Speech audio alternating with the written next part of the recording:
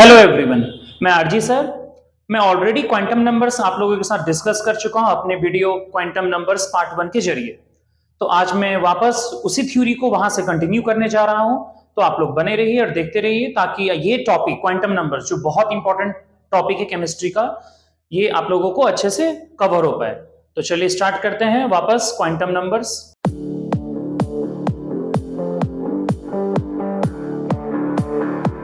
तो आज की वीडियो क्वांटम नंबर्स में मैं एक प्रीवियस वीडियो का एक शॉर्ट फेस दे देता हूं ताकि जो बच्चे नए हैं वो भी समझ पाए, लेकिन जो बच्चे नए हैं वो प्लीज पहले वाले पार्ट 1 वाले वीडियो को कवर करें ताकि आप आज की वीडियो को और अच्छे से समझ सकें।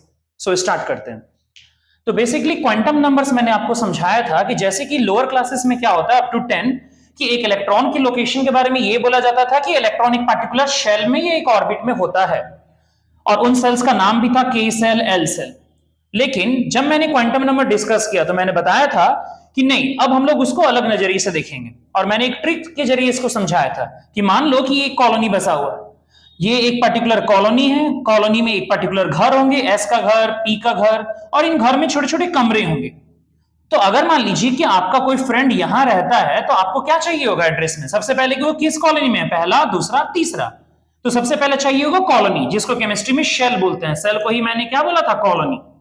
एक बार शेल मिल गया कि नहीं भैया वो तीसरे सेल में रहता है, तो फिर किस घर में रहता है, एस के घर में, पी के घर में या डी के घर में? तो फिर घर जानने के लिए आपको क्या पढ़ना पड़ेगा, सब शेल, क्योंकि घर को ही हम लोग क्या बोलते हैं, that is sub shell chemistry में। घर के बाद जब उस घर में जाएंगे तो 3 कमरे हैं पी में, 1 2 3, तो वो किस कमरे में है? तो तीसरा चाहिए होगा ऑर्बिटल, क्योंकि ऑर्बिटल को ही हम लोग क्या माने थे अपने ट्रिक में, रूम माने थे। और जब उस कमरे के अंदर जाइएगा तो 2 इलेक्ट्रॉन्स मिलेंगे, दोनों नेगेटिवली चार्ज पार्टिकल्स, तो दोनों में रिपल्शन फील होगा और रिपल्शन के जरिए वो लोग अपोजिट डायरेक्शन में स्पिन करेंगे। तो इन दैट सेंस हमें चौथा चीज क्या चाहिए होगा, स्पिन। तो मैंने अपने प्रीवियस वीडियो में ये सब चीज का आइडिया आप लोगों को दिया था कि एक पर्टिकुलर इलेक्ट्रॉन का लोकेशन समझना है कि एटम के अंदर वो कहां है, तो आपको 4 चीजें मेनली चाहिए, that is shell, sub shell, orbital और स्पिन। तो एक एक करके इन चारों एड्रेस को पढ़ने के लिए भी 4 तरह का क्वांटम नंबर्स बनाया गया। पहला क्वांटम प्रिंसिपल क्वांटम नंबर, जो मैंने अपने प्रीवियस वीडियो में थोड़ा डिस्कस किया था आप लोगों से, आज भी करूंगा डिटेल में। तो प्रिंसिपल क्वांटम नंबर बेसिकली किसके बारे में जानकारी देगा, शेल के बारे में, कि आपका इलेक्ट्रॉन किस सेल में, फर्स्ट, सेकंड और थर्ड या फिर फर्दर। दूसरा क्वांटम एजीम्यूथल था और इस क्वांटम का टारगेट था कि सब शेल के बारे में आपको समझाना कि आपका इलेक्ट्रॉन किस सब शेल में है, एस में है, पी में है, डी में है, किस सब शेल में है, दैट इज किस घर में है। तीसरा था मैग्नेटिक क्वांटम नंबर, जो आपको बताएगा ऑर्बिटल के बारे में कि आपका इलेक्ट्रॉन किस कमरे में है, किस ऑर्बिटल में, और चौथा स्पिन था। तो मैं ये सब डिस्कस कर चुका हूं कि 4 क्वांटम पढ़ने हैं, प्रिंसिपल, एजीम्यूथल, मैग्नेटिक और स्पिन। और ये चारों क्वांटम का टारगेट एक ही है कि किसी भी एटम में एक पर्टिकुलर इलेक्ट्रॉन का लोकेशन फाइंड करना कि एग्जैक्टली वो कहां पर है। तो मैंने स्टार्ट किया था principal quantum number, previous video में उसका पूरा थ्योरी दिया था, लेकिन आज उसको कंटिन्यू कर। तो प्रिंसिपल क्वांटम को समझने के लिए ये देखिए, प्रिंसिपल क्वांटम नंबर बेसिकली किसके बारे में बताएगा आपको, किसी भी इलेक्ट्रॉन के शेल के बारे में। कई बच्चे इसको शेल बोलते हैं, कई बच्चे ऑर्बिट बोलते हैं, कई बच्चे इसको एनर्जी लेवल बोलते हैं। तो ये सब तो 10 क्लास में भी था, सेल्स को ऑर्बिट आप लोग बोलते थे और इनका आप नाम भी लेते थे, K shell, L shell, M shell और एन सेल। लेकिन अब इन लोगों का नाम ऐसे नहीं लेना है। मैंने पहले भी बताया कि अब प्रिंसिपल क्वांटम के हिसाब से अगर आपका इलेक्ट्रॉन पहले सेल में है तो आप उसका नाम लिखिए, एन का वैल्यू 1, सेकंड सेल में है तो एन का वैल्यू 2, थर्ड सेल में है तो एन का वैल्यू 3, फोर्थ सेल में है तो एन का वैल्यू 4 एंड सो ऑन। इसके बाद आज के बाद कोई भी इलेक्ट्रॉन आएगा तो किसी भी अल्फाबेट का इस्तेमाल, मतलब किसी भी नेम का इस्तेमाल नहीं करना है। आप एक नंबर्स के जरिए समझा सकते हैं कि आपका इलेक्ट्रॉन किस सेल में है, और that is called principal quantum number, जिसे रिप्रेजेंट करते हैं स्मॉल एन से। तो अगर आपका इलेक्ट्रॉन 4th सेल में है तो आप डायरेक्टली एक एड्रेस लिखिए n = 4 कि आपका इलेक्ट्रॉन 4th सेल में है। और सेल बोलो या ऑर्बिट बोलो और एनर्जी लेवल भी बोल सकते हैं। ये एनर्जी लेवल का क्या है, मान लीजिए कि एक इलेक्ट्रॉन फर्स्ट सेल में है तो डिस्टेंस बहुत कम होने की वजह से इस पे लगने वाला न्यूक्लियर पुल, मतलब एक तरह का अट्रैक्शन फोर्स जो उस पे लग रहा होगा वो बहुत स्ट्रांग होगा। इस वजह से ये जो इलेक्ट्रॉन है इसकी स्टेबिलिटी बहुत हाई होती है, और स्टेबिलिटी हाई होने की वजह से इसकी एनर्जी कैसे होती है, लो। और अगर मान लीजिए कि कोई इलेक्ट्रॉन बहुत दूर वाले सेल्स में है तो बहुत दूर वाले सेल्स में होने की वजह से डिस्टेंस बहुत ज्यादा हो गया, डिस्टेंस ज्यादा होने से इसकी स्टेबिलिटी कम हो जाती है और एनर्जी लेवल बढ़ने लगता है। कहने का मतलब आप न्यूक्लियस से जितना दूर जाइएगा एनर्जी बढ़ेगी और स्टेबिलिटी घटेगी। तो हाँ, हम ये ऐसा बोल सकते हैं कि जो एनर्जी होती है वो इनवर्स रिलेशन पे होता है, किसके साथ? स्टेबिलिटी के साथ। जितनी ज्यादा एनर्जी बढ़ेगी उतनी स्टेबिलिटी कम होने लगेगी। तो कहीं ना कहीं ये जो सेल्स हैं ये एक तरह के एनर्जी के लेवल्स हैं। आप जितना न्यूक्लियस से दूर जाओगे एनर्जी लेवल बढ़ेगा। इस वजह से कई लोग इसको शेल बोलते हैं, कई ऑर्बिट बोलते हैं, कई लोग एनर्जी लेवल्स भी बोलते हैं। तो ये था प्रिंसिपल क्वांटम नंबर में एनर्जी लेवल का कॉन्सेप्ट। अब इसमें फर्दर रेडियस के बारे में डिस्कस करते हैं। तो देखिए, ये जो रेडियस है, अगर मान लीजिए कि आपका इलेक्ट्रॉन फर्स्ट सेल में है, that is n equals to 1, तो उस इलेक्ट्रॉन का न्यूक्लियस से डिस्टेंस कम होगा तो उसकी रेडियस r1 मानते हैं। और एक इलेक्ट्रॉन आपका थर्ड सेल में है तो उसकी रेडियस को r3 मानते हैं, n इक्वल्स टू 3। तो दिख रहा है कि जितना ज्यादा हम न्यूक्लियस से दूर जाएंगे उस सेल की दूरी न्यूक्लियस से बढ़ती चली जाएगी। इस वजह से प्रिंसिपल क्वांटम के बढ़ने पर रेडियस बढ़ जाता है। और ऑब्वियसली किसी भी एटम का अगर रेडियस बढ़ाइएगा तो एटम तो स्फेरिकल साइज का होता है, तो अगर किसी भी एटम का अगर रेडियस बढ़ेगा तो वो एटम भी बड़ा होगा। तो कहीं ना कहीं प्रिंसिपल क्वांटम के बढ़ने से रेडियस बढ़ता है, और रेडियस के बढ़ने से एटॉमिक साइज, मतलब कि एटम के साइज के बारे में भी डिस्कस कर सकते हैं कि हाँ, जिसका प्रिंसिपल क्वांटम ज्यादा आएगा उस हिसाब से उसका रेडियस ज्यादा, और उस बिहाफ पे उसके एटम का साइज भी ज्यादा लिया जा सकता है। तो ये था रेडियस से रिलेटेड प्रिंसिपल क्वांटम नंबर। और एनर्जी तो मैंने आपको समझाया कि आप न्यूक्लियस से जितना दूर जाइएगा एनर्जी लेवल बढ़ेगी और स्टेबिलिटी कम हो जाएगी, ये था। तो इसके बाद अब आते हैं तीसरे टॉपिक। नाउ अब है कैलकुलेशन ऑफ ऑर्बिटल्स। देखिए, जैसे कि मैंने क्वांटम के बेसिस पे जो हाइपोथेटिकल डायग्राम बनाया है उसमें दिख रहा है कि जो पहला सेल है, फर्स्ट सेल, जिसमें हम लोग n का वैल्यू 1 लिख सकते हैं, तो फर्स्ट सेल में कितने ऑर्बिटल्स है? एक कमरा है। ऑर्बिटल में तो कमरा, हालांकि s वाला जो सब शेल होता है उसमें एक ही ऑर्बिटल्स होते हैं। तो पहले वाले शेल में एक ऑर्बिटल है, तो अगर फर्स्ट सेल में एक ऑर्बिटल है तो हम लोग 1 को कैसे लिख सकते हैं? 1 स्क्वायर। सिमिलरली सेकंड सेल में n का वैल्यू 2 लिखेंगे हम लोग। तो सेकंड सेल में अगर n का वैल्यू हम लोग 2 लेंगे तो देखिए यहां कितने ऑर्बिटल्स हैं? 1 2 3 4। ये s एक सबसेल है, p भी एक सबसेल है, और इन दोनों सबसेल, दोनों घर के कमरे गिनेंगे तो 1 2 3 4। तो सेकंड सेल में 4 ऑर्बिटल्स है। इसका मतलब कि अगर सेकंड सेल लेंगे, मतलब n का वैल्यू 2 लेते हैं, तो आपको दिख रहा है उसमें 4 कमरे हैं। 4 कमरा मतलब कि 2 का होल स्क्वायर। थर्ड सेल में देखिए 3 सबसेल्स हैं, s p d, और तीसरे में अगर नंबर ऑफ ऑर्बिटल्स काउंट करेंगे तो 1 2 3 4 5 6 7 8 9। So in third shell there are 9 orbitals. So अगर हम लोग n का वैल्यू 3 लेते हैं, so there are 9 orbitals means कि 3 टू द होल स्क्वायर। आपको एक सिमिलरिटी दिख रहा होगा कि अगर आप फर्स्ट सेल में हैं तो 1 का स्क्वायर, अगर आप सेकंड सेल में हैं तो आपके नंबर ऑफ ऑर्बिटल्स कितने हैं? 2 के स्क्वायर। अगर आप थर्ड सेल में हैं तो फिर कितना ऑर्बिटल्स होता है? 3 का स्क्वायर। तो सिमिलरली अगर सोचिए कि अगर आप nth शेल में हैं तो nth सेल में अगर आप रहेंगे तो आपके कितने ऑर्बिटल्स होंगे? That is number of orbitals, मतलब कमरे एक तरह से। तो नंबर ऑफ ऑर्बिटल्स कितने हो जाएंगे? That is n to the whole square. जैसे पहले में 1 का स्क्वायर, दूसरा में 2 स्क्वायर, थर्ड सेल में 3 का स्क्वायर। तो अगर हम लोग nth सेल में जाएंगे तो कितने ऑर्बिटल्स होंगे? n square. Total number of orbitals निकालने के लिए हमेशा आप इस फॉर्मूला का इस्तेमाल कर सकते हैं, दैट इज n स्क्वायर। लेकिन इसमें n क्या है? n याद रखिएगा, n है प्रिंसिपल क्वांटम नंबर, जो आपको सेल के बारे में बताता है। तो आपको एग्जैक्टली पता चल जाएगा। जैसे n स्क्वायर में आप 4 पुट कीजिए। एक एग्जांपल ले लेते हैं, अगर हम लोग n का वैल्यू 4 लेते हैं तो इसमें कितने ऑर्बिटल्स होंगे? That is equals to 4 to the whole square, that is equals to 16। मतलब कि अगर हम लोग फोर्थ सेल बनाते तो फोर्थ सेल में टोटल ऑर्बिटल्स कितने आते? 16 ऑर्बिटल्स आते। तो इस तरीके से किस सेल में कितने ऑर्बिटल से ये कैलकुलेट किया जा सकता है। अब इस बेसिस पे आप इलेक्ट्रॉन भी कैलकुलेट कर सकते हो। वो कैसे? देखिए, अगर आप चाहते हैं calculation of number of electrons, कि कितना इलेक्ट्रॉन एकोमोडेट होता है एक पर्टिकुलर शेल में, पूरे सेल में कितने इलेक्ट्रॉन्स आते हैं, तो आप दिख रहा है ना कि फर्स्ट सेल में एक ही सब सेल है, वो घर है, और उस घर में एक ही कमरा है, दैट इज एक, और एक कमरे में कितने एकोमोडेट करते हैं इलेक्ट्रॉन्स? 2। तो बेसिकली फर्स्ट सेल में 2 इलेक्ट्रॉन्स आएंगे। अच्छा, सेकंड सेल में कितने ऑर्बिटल्स हैं? 1 2 3 4 ऑर्बिटल है। एक ऑर्बिटल में 2 इलेक्ट्रॉन, तो 4 ऑर्बिटल में 8 इलेक्ट्रॉन्स। तीसरे सेल में 1 2 3 4 5 6 7 8 9 9 ऑर्बिटल्स है। तो 9 ऑर्बिटल्स में इंटू 2, क्योंकि एक ऑर्बिटल में 2 इलेक्ट्रॉन, तो 9 ऑर्बिटल्स में डबल कर दीजिए, 9 इंटू दैट इज 18 इलेक्ट्रॉन्स। आपको दिख रहा है जो लोअर क्लासेस अप टू 10 में पढ़ते थे 2, 8, 18 वाला कॉन्फ़िगरेशन कुछ इस तरह से आता था। तो अगर आप कमरे निकालने का फॉर्मूला जानते हो, that is number of orbitals, कि भाई पूरे सेल में टोटल 9 कमरे हैं, 1 2 3 4 5 6 7 8 9।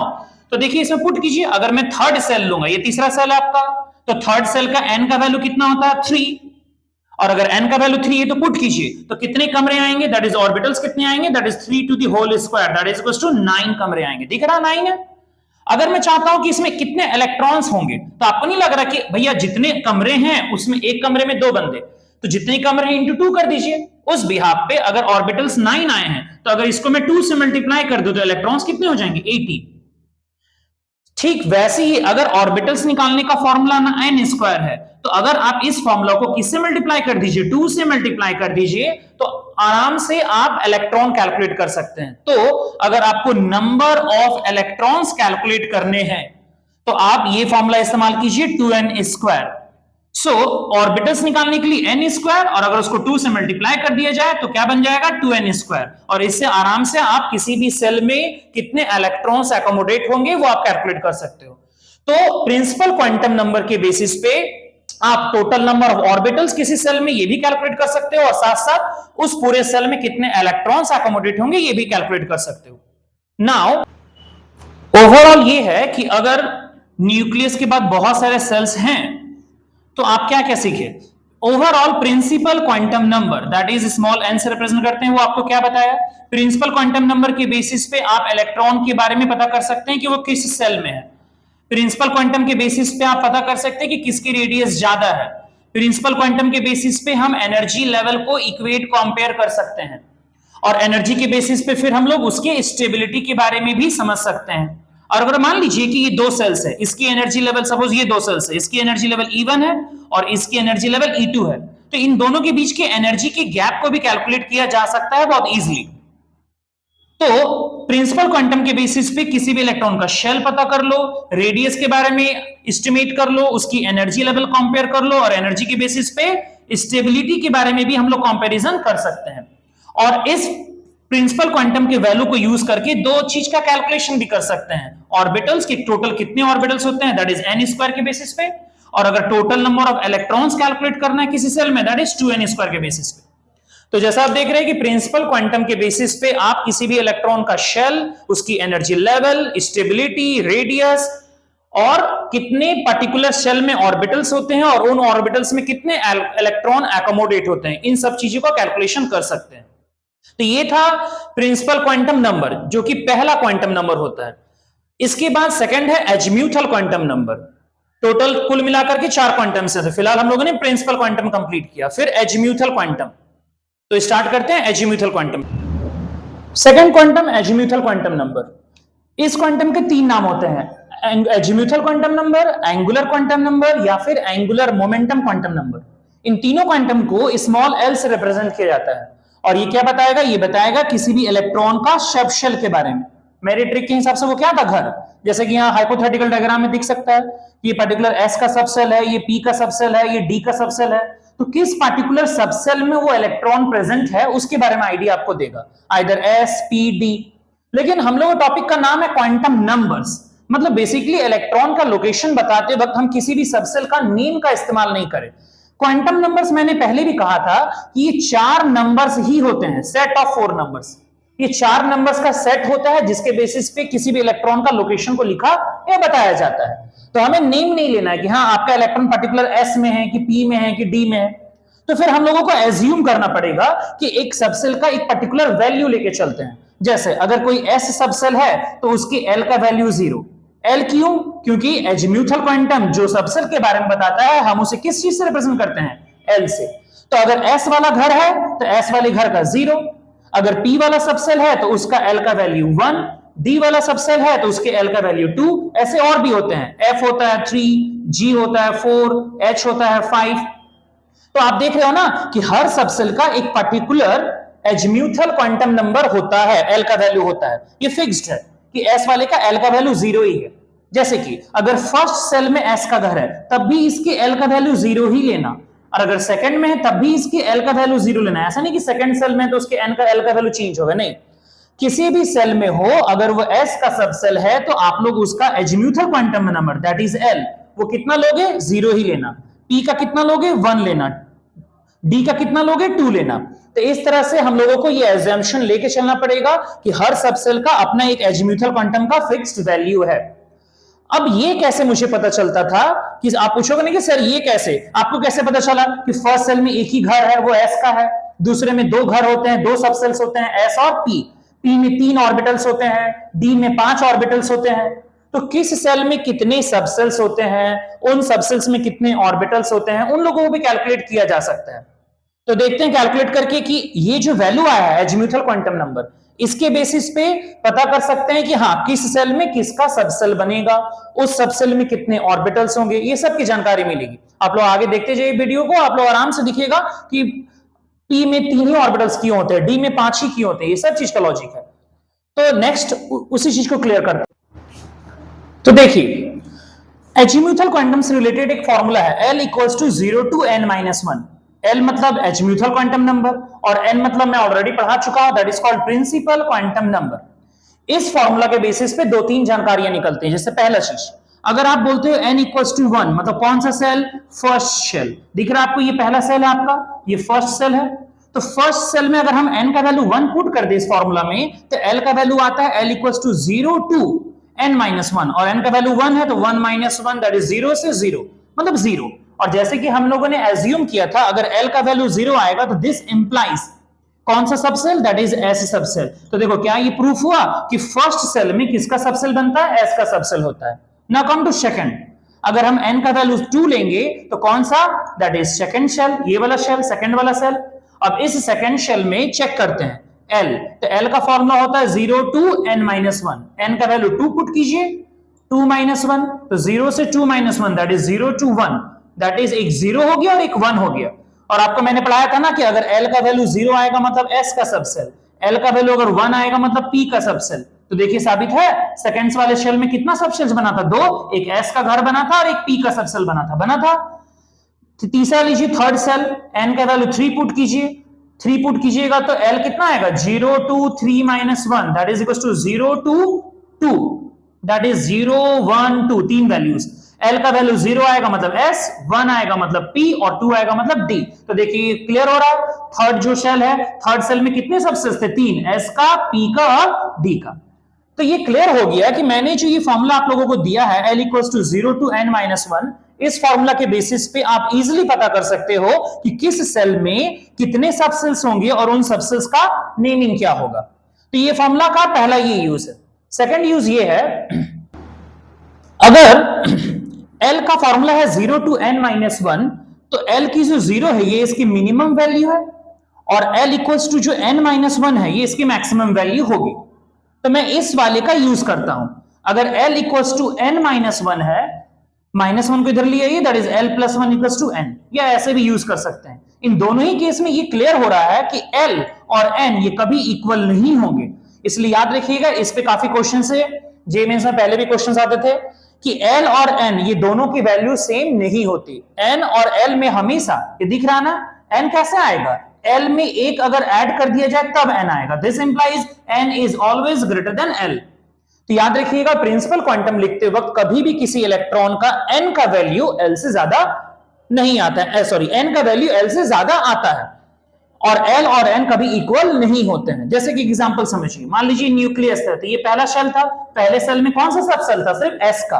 तो देखिए अगर फर्स्ट सेल है तो n का वैल्यू 1 लीजिएगा, क्योंकि n मतलब प्रिंसिपल क्वांटम नंबर, और प्रिंसिपल क्वांटम में अगर ये है कि फर्स्ट सेल है तो n का वैल्यू 1। नेक्स्ट, इस सेल में सिर्फ एक ही सबसेल था S का, तो S वाले सबसेल का L का वैल्यू कितना होता है, 0। तो आपको दिख रहा ना कि अगर n बड़ा है और L छोटा है, इसलिए n हमेशा डोमिनेट करेगा L से और n और L की वैल्यू कभी इक्वल नहीं होगी।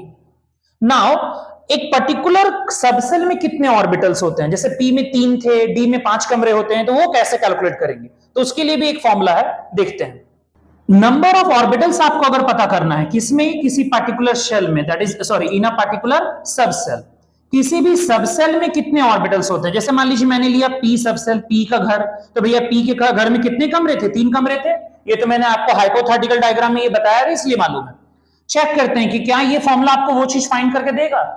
तो देखिए अगर ये फॉर्मूला में L का वैल्यू सिर्फ चाहिए, P सबसेल, तो P वाले सबसेल का मैंने L का वैल्यू कितना लिया था, 1 पुट कीजिए, तो कितने ऑर्बिटल्स आएंगे, तो orbitals is equals to 2 × 1 + 1 that is 3।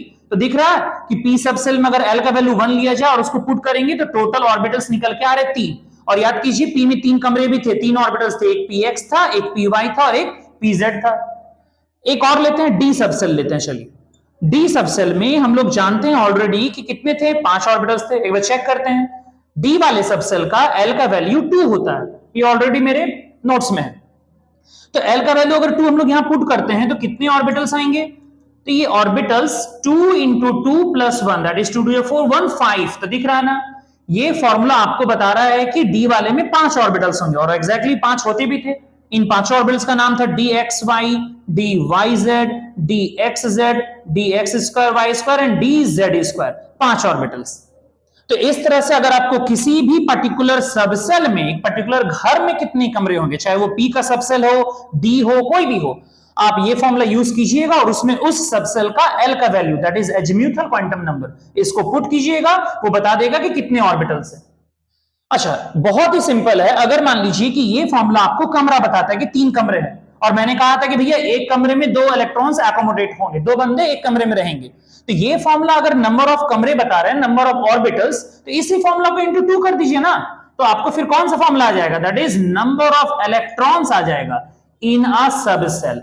तो किसी भी इलेक्ट्रॉन को निकालना सबसेल में, दैट इज 2 से मल्टीप्लाई होगा तो कितना आएगा 4l+2। एक बार चेक कीजिए, मान लीजिए पी का घर लेते हैं, तो पी के घर में भैया कितने इलेक्ट्रॉन्स होंगे, तो electrons is equal to P वाले सबसेल का एल का वैल्यू 2 होता है, देखिए सॉरी एल का वैल्यू 1 होता है, तो पी वाले सबसेल का एल का वैल्यू 1 है, तो एल का वैल्यू 1 यहां पुट कीजिए, तो कितने इलेक्ट्रॉन्स आएंगे 4 into 1 plus 2 that is 4 into 4 plus 2 that is 6 electrons. तो देख रहे हो, ये फॉर्मूला लगाओगे 12+1 तो आपको पता चलेगा कि किस सबसेल में कितने ऑर्बिटल्स होते हैं, और इसी फॉर्मूला को 2 से मल्टीप्लाई कर दो, क्योंकि 1 में 2, 2 में 4, 3 में 6।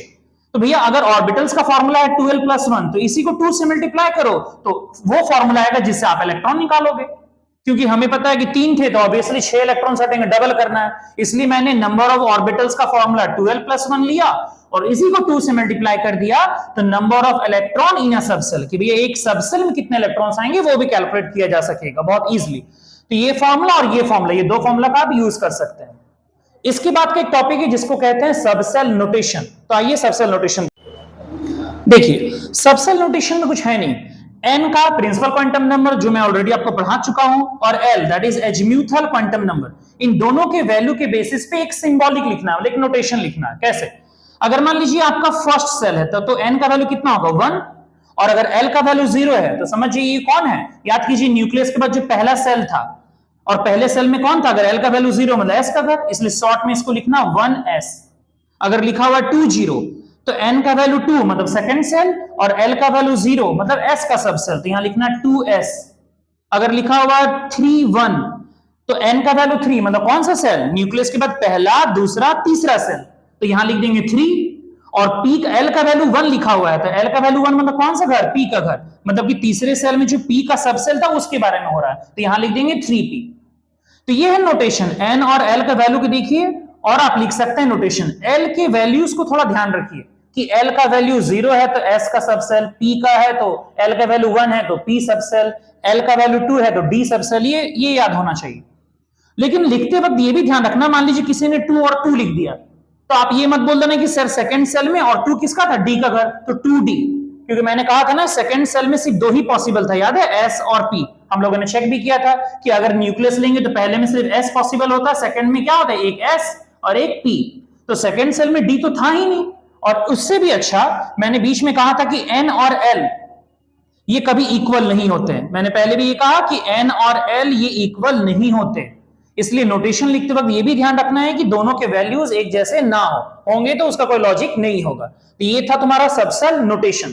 तो इस तरह से हम लोगों ने प्रिंसिपल क्वांटम कंप्लीट किया जिसको n से रिप्रेजेंट करते हैं, जो शेल के बारे में बताएगा।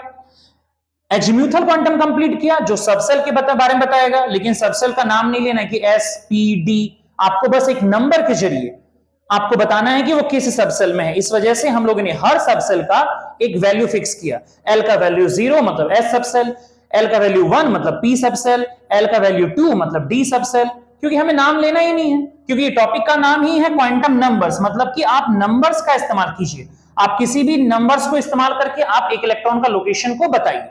तो हमारे पास 4 एड्रेस था, प्रिंसिपल क्वांटम हो गया कंप्लीट, एजीम्यूथल क्वांटम कंप्लीट, अब तीसरा क्वांटम जिसे कहते हैं मैग्नेटिक क्वांटम नंबर, वो पढ़ते हैं। क्योंकि आपके पास देखिए दो एड्रेस क्लियर है, एक सेल किस कॉलोनी में हो और घर किस घर में रहते हो, एस में या पी में। तो घर और कॉलोनी क्लियर हो गया, अब कमरों की बारी है। तो उसके लिए हम लोगों को तीसरा क्वांटम पढ़ना पड़ेगा जिसका नाम था magnetic quantum number. Magnetic quantum number, इसको स्मॉल एम से रिप्रेजेंट करते हैं। ये बेसिकली ये क्या बताता है, ये ऑर्बिटल्स के बारे में जानकारी देता है कि एक पर्टिकुलर सबसेल में कितने ऑर्बिटल्स होते हैं। इसके लिए एक फॉर्मूला है m equals to minus L से प्लस एल। m मतलब मैग्नेटिक क्वांटम नंबर और l ऑलरेडी पढ़ा चुका हूं, that is called azimuthal quantum number, जैसे इसके पहले।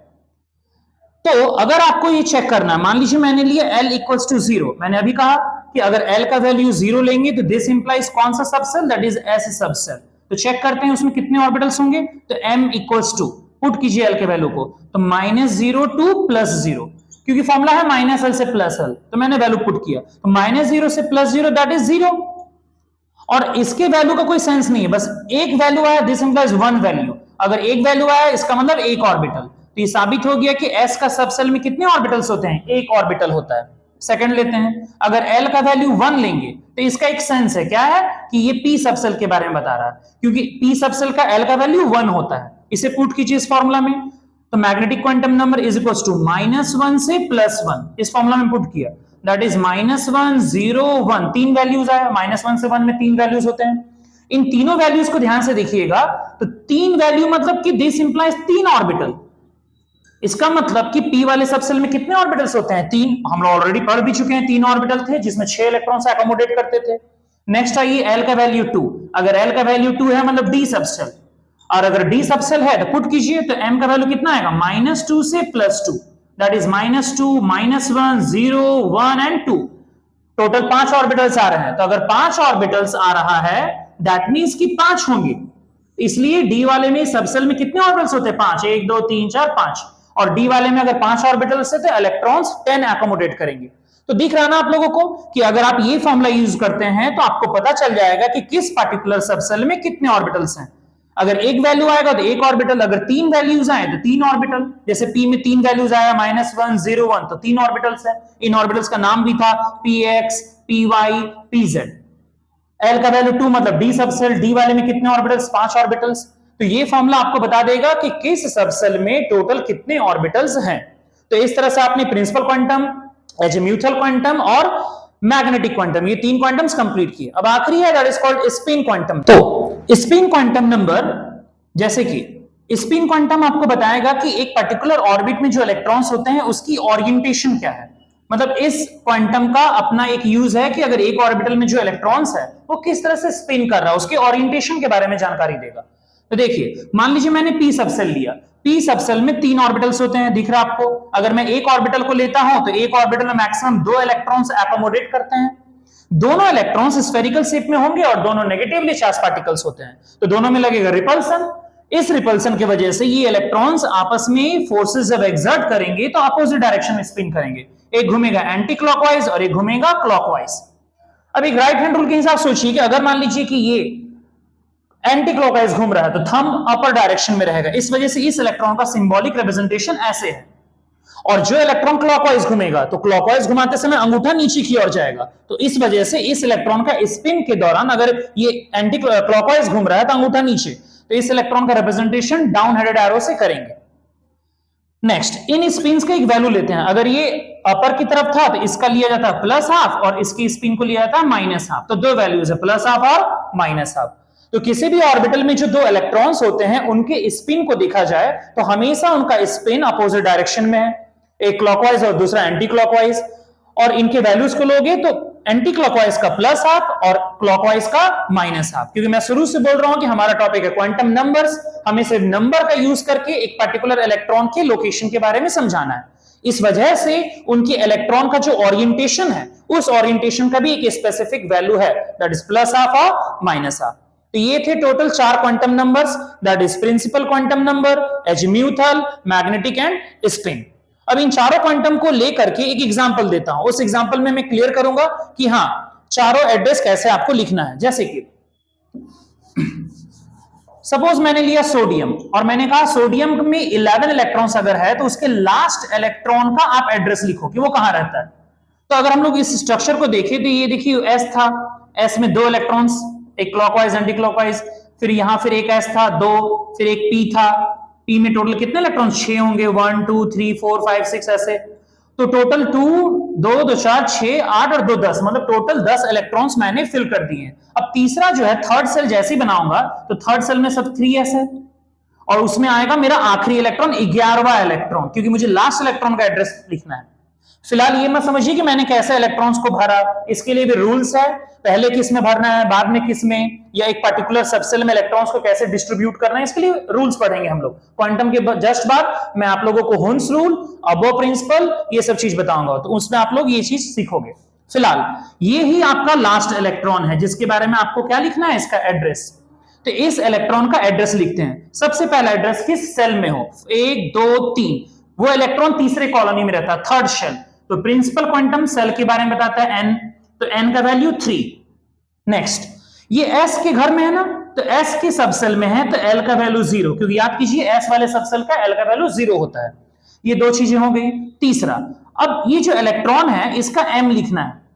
अच्छा, m को देख के नहीं लिखना, उसका एक फॉर्मूला मैंने जस्ट अभी पढ़ाया, -l से +l, आप लोगों को यूज कीजिए। -0 से +0 मतलब 0, तो m का वैल्यू 0। और रहा स्पिन, स्पिन का सेंस ये है कि इस इलेक्ट्रॉन को देख के तो पता नहीं चलेगा आप लोगों को बाहर से कि वो कैसे रोटेट कर रहा है, एंटी क्लॉकवाइज या क्लॉकवाइज, तो आप दोनों वैल्यू एक साथ लिख सकते हो, प्लस माइनस हाफ।